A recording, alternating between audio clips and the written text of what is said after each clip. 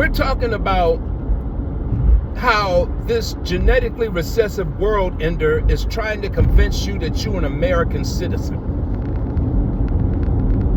So, like I said, there was a time where after we were quote unquote emancipated, we really just thought we were free and walked away and fought our way free. And Lincoln needed blacks to fight. They wouldn't have won the war if blacks didn't fight. And then when they won the war, they didn't really want us. And so they did something called the Compromise of 1872, I think it was. So in the Compromise of 1871 or 2 was basically the North giving power back to the South. Literally giving power back to the South. So that all the advances that blacks had fought for, won, and deserved were now being handed back to the South. Why? Because the crackers think that their family, regardless whether they're good or evil, should have more loyalty, should have their loyalty, regardless if they're right or wrong. See, you don't see that in the black community a lot of times. You know, blacks kind of fall on one side or the other. They say that motherfucker is something else. I can't stand that motherfucker, but I love him, but I don't like him. I can't stand that motherfucker. So what they do? They don't have nothing else to do with him. That's not how white folks do. No. White, and I know. How do you know? Because I went to all white schools, I went to black schools, and I know. So they'll even say, hey, Anthony, I know he's an asshole, but he's our asshole. In other words, we're going to tolerate this evil because he's ours. Like I said, I went to all white schools. I went to all kinds of schools, but particularly the all white schools taught me a lot. Because the friendship among white men in schools is one of the cruelest things I've ever experienced. They'll get together and kick it every day. They'll kick it on the weekends together. But the first one that goes to sleep gets cruel things done. You don't want to be the first one to go to sleep. And then they say shit that, if you were black, you get slapped in the fucking face, you get your head spin around. But they say little cruel things. They think they're endearing you with cruelty. I got when I was falsely accused and arrested, I befriended this Asian dude, and I soon realized that he had some suicidal issues that he didn't know about, that was coming out in his skin. He was breaking out. Anyway, we had a long talk, and in the talk I realized why his skin had broke out so bad. Is because he was hating on himself. He did said a lot of hateful things to himself, and so I told him, he's sitting there and he was kind of ostracized because he's got these open sores all over his body. So black men didn't want to come near the dude. So I said to him, now I know that the reason that you're all broken out in this cancerous skin cancer is because you hated. You sat in your room, you said, for 6 weeks and went through a hate process because your mother, blah, blah, blah. But in the process, it turned on you. Your own thoughts, your body obeyed you and went ballistic, and you started breaking out. And I tried, I said, so you can heal yourself. That's what all that means. The good news is you can heal yourself because you did this to you. So you can undo this to you, right? But I really didn't want to I didn't mind hanging out with him, but there was times when I hung out with him, he would say some really fucked up shit, some really put down. I don't mind you putting me down, but goddamn it, make it true. If you put me down and it's true, I can correct myself. But you put me down and it ain't true, you just creating a quarrel. So when he tries to do these little put downs and it's not true, my response is just not to fucking deal with you. I don't have to deal with you. I don't have a problem not dealing with you. Matter of fact, I love not dealing with you. Why? Because my thoughts are to purify myself, to create this love inside of me. And the bullshit that's said and done all the time, that erodes and corrodes my peace. So I'd rather just not fucking deal with you. So then I realized the nature of this. I feel really wrong calling them white boys, because even that term is a new phrase. They hated each other coming over here. The Italians hated the Jews. The Italians hated the Poles, the Irish, all of them. Every time on Ellis Island, I've done a lot of reading. Every time during Ellis Island, every time there was a new immigrant group that was not black, not melanated, they would hate on each other, fight each other. And then someone, I forgot his name, came up with the thought that, look, if we don't group together soon, we'll be outnumbered. So then they came up with the term white. But the mean-spiritedness of these motherfuckers didn't go away. It didn't go away. It metastasized. See, they're killing each other now. You don't hear about white on white crime. Charlie Kirk didn't die from a black hand. The whole conspiracy lacks melanin. There ain't no melanin in any of the facts. They're killing each other. Then they got ICE. ICE is shooting white folks in the face. Shooting nurses and killing them. Why? Why? Because the slavery that was practiced upon black people is now metastasized, and it was just practiced for the whole goddamn world. Now, I got sanctioned on this TikTok. I need a different option than TikTok, and I may have to go ahead and spend my last dollar and make one. Because now it's controlled by a foreign entity. Is not real. It's controlling the fucking TikTok. That's a great problem, because they have said their number one enemy in America is black young black people. So these folks don't have a good history of treating their adversaries right.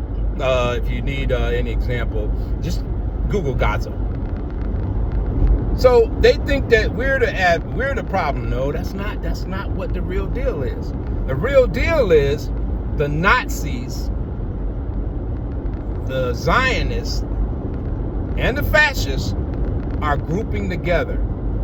It's called, re-registration. It's a new MAGA term. I'll look it up and put it in my comments later. The term is basically Nazis,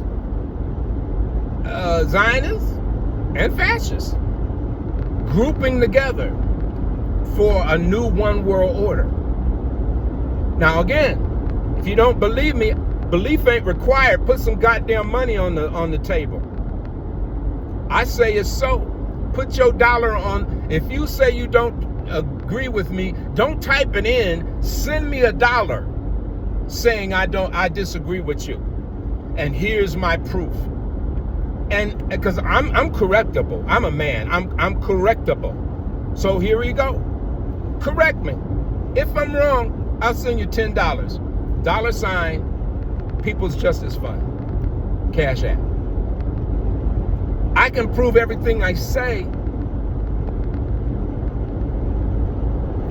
And we're in a place called America. Now, in the previous one, I tried to give you the deductive reasoning. The business of America's business. The science of business is warfare. The art of warfare is deception. The optimal deception is to war against a person and have them think you their friend.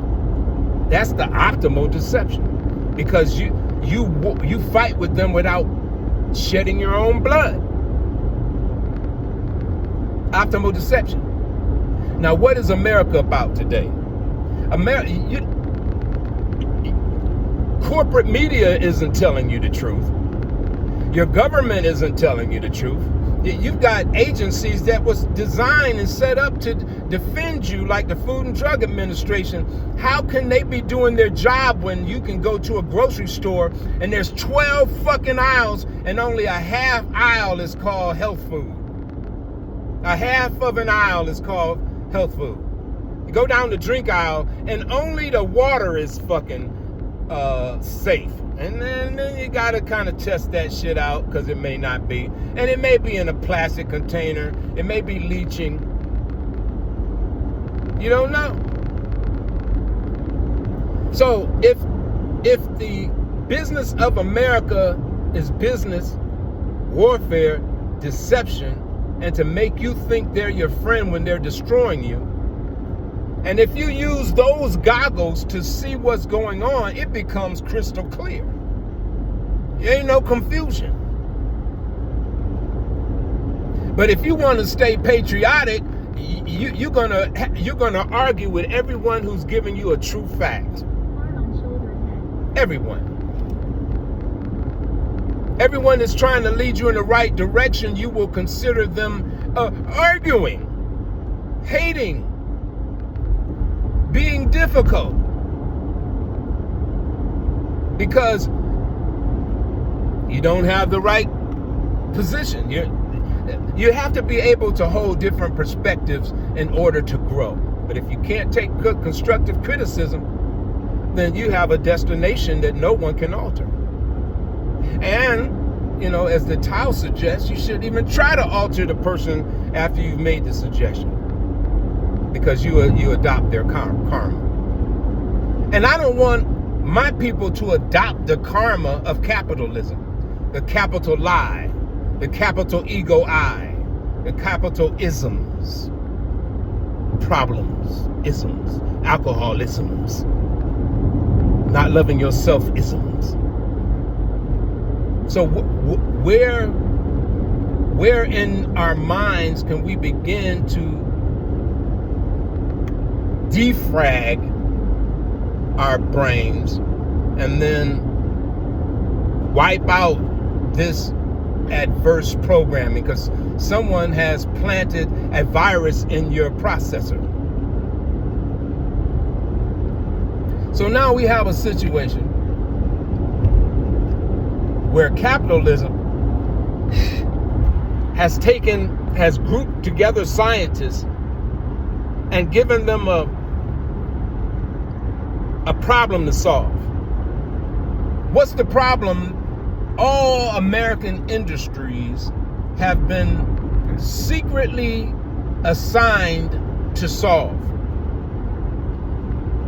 They have been assigned to solve the Negro question. The Negro question. What is the Negro question? Well, in America's industrial complex and in government, the Negro question is, how do we eliminate these Negroes and profit from it? See, because they're greedy, and they're racist and biased. So profit and elimination. They're genetically recessive. So the destination of anything genetically recessive is self-destruction. So of course they want to destroy you before they destroy themselves, right? So the destination of the genetically recessive is self-destruction. Can we see evidence of it? If you got eyes,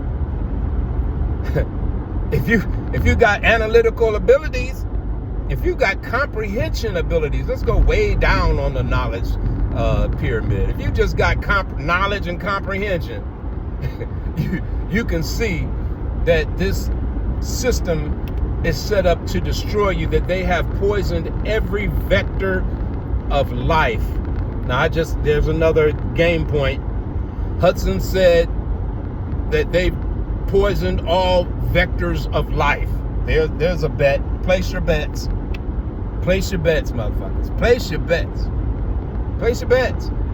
$, People's Justice Fund. And then you put your dollar in there and then challenge me to the specific thing I just said with facts, source, and evidence, and I'll send you $10.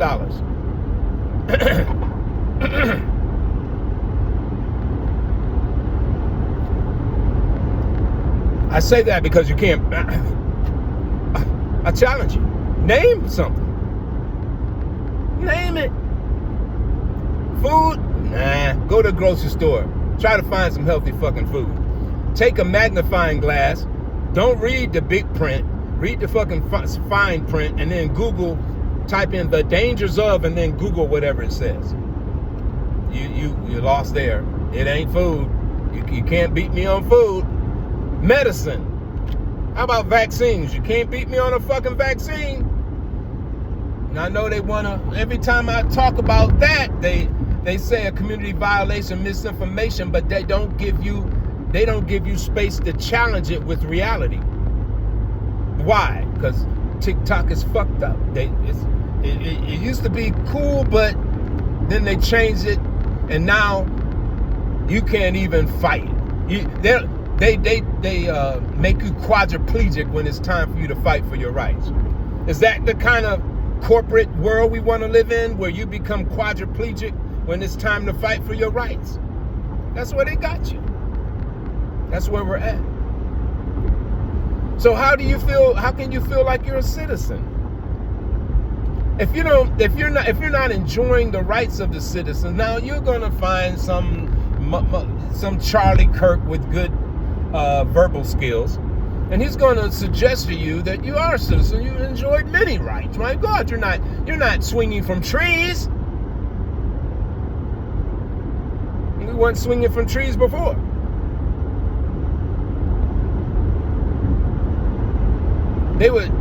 Trump would, let me put a pause on that. Trump recently put a picture of Michelle Obama and Barry, what's the dude's name? Obama,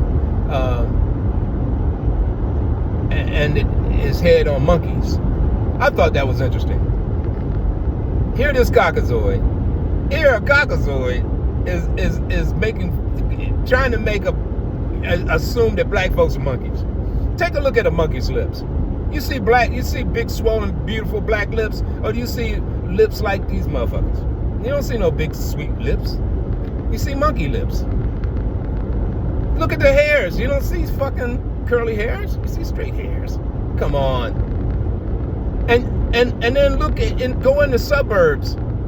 Go in the black suburbs and then go in the white suburbs. You don't see a lot of tree houses in black suburbs. You see a lot of tree houses with the ropes swinging from the trees in white neighborhoods.